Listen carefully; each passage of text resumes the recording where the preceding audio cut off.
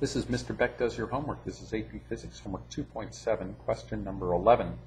It says a fireman 36 meters away from a burning building directs a stream jet of water from a ground level fire hose at an angle of 31.1 degrees above the horizontal. If the speed of the stream as it leaves the hose is 37.8 meters per second, at what height will the stream of water strike the building? The acceleration due to gravity is 9.8 meters per second squared. So as always, we're going to start with x world, and we're going to start with y world. So we can separate our variables. My x world, my acceleration is 0. My y world, my acceleration is g, which is negative 9.8 meters per second squared. The x world, my displacement of this water will be 36 meters. So my displacement is 36 meters. My y world, that's the displacement I'm looking for. How high will it be by the time it hits the building?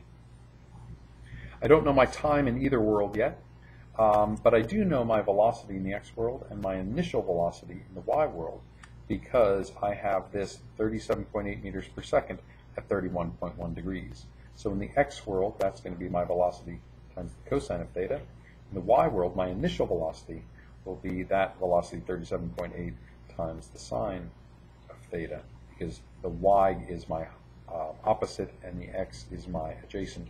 So this is v sine theta and this is v cosine theta. So that for me is going to be 37.8 cosine 31.1, and this one is going to be 37.8 times the sine of 31.1.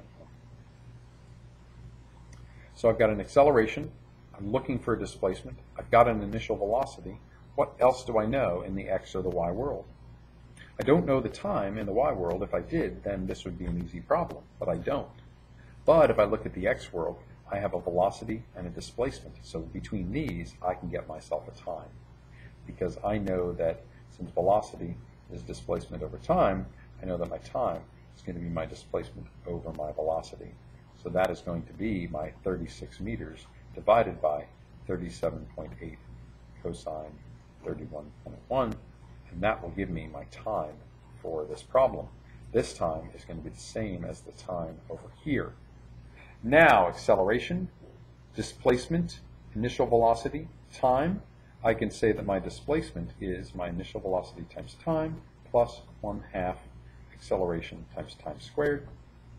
Now be careful here, I've got a positive initial velocity and a positive time.